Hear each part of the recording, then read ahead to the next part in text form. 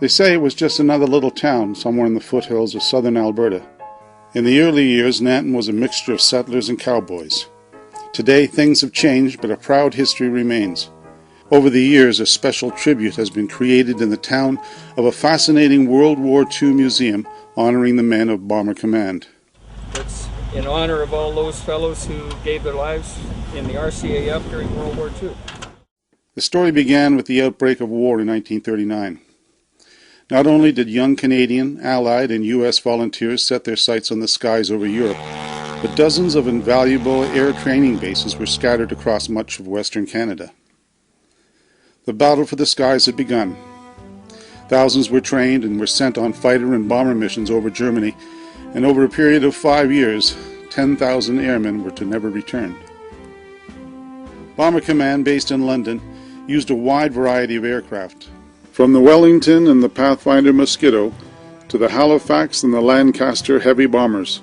These planes were the backbone of the Allied war effort. They said if you rule the skies, you rule the war.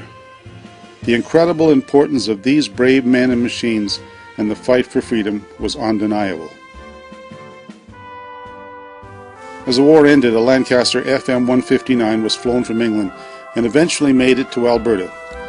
Over the years it lay in storage, and in the 1950s it was used as a maritime reconnaissance aircraft where it spent time in Canada, including a landing at Alert inside the Arctic Circle. From California, north to Alaska, and Comox, BC, FM159 had a remarkable journey and finally rested its wings in Vulcan, Alberta.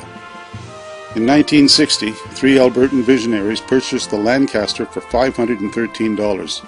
Their dream to make Nanton stand out with a sense of pride and to honor our veterans. And he said, let's do it. And Howie was standing there and he said, count me in. So the 3 of us bought the aircraft. We paid $513 is what we tendered for it, but that was for the aircraft without motors or propellers. They realized that the Lancaster's main wheels were too far apart to permit traveling along the roads. So the Nanton volunteers waited until the crops had been harvested, put the tail wheel in the back of a truck, and towed the bomber backwards across the fields. We went over with a 5-ton truck and towed it over. We weren't quite here with it, but we couldn't get across the little creek that's out here. So we had to go north of town about 2 miles, go across the railway track and get up on the highway. And we came down the highway at 4 o'clock in the morning. I can't look at this aircraft without realizing the courage that it took to get in there and fly over Germany. It's my opinion that this aircraft won the war. Had they been able to subdue England and its friends, it would have been a different world. They were going to bury it, they were on the verge of... At Vulcan.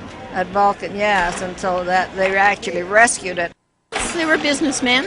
They were, farm business as well as merchants, and this was important that Nanton put Nanton on the map. For nearly 25 years, the aircraft sat waiting on the outskirts of town. There was talk about restoration and how it would look as a tourist attraction, but for a number of years, it lay in waiting. Its airframe, powerful wings, and delicate instruments subject to the cold and sweltering heat of the Albertan weather. In 1985, things changed from a dream into reality. The Nanton Town Council decided something should be done, and in 1986 the Nanton Lancaster Society was formed.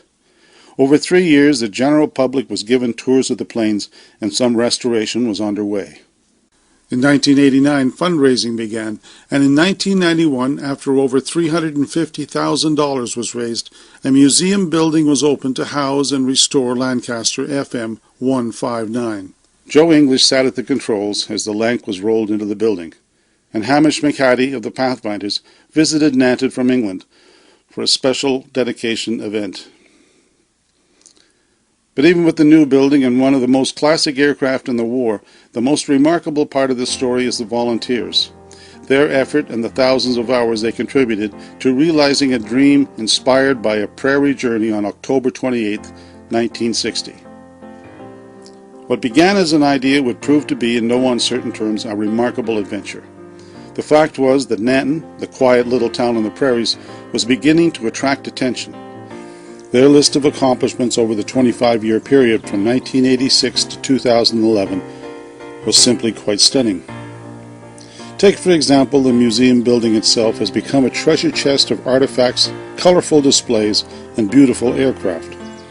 A number of historical displays featuring our veterans and their wartime experiences, including the British Commonwealth Air Training Plan, the Dam Busters, the sinking of the Tirpitz, and Alberta's own Barry Davison and the Great Escape. Headed out, I said if we see land on our left-hand side, it means England. Well, after a while we saw land, thinking it was England. They were shooting at us again, and my crew said it was getting kind of hot, the rear gunner, so I pulled the wheels up and crash landed on the beach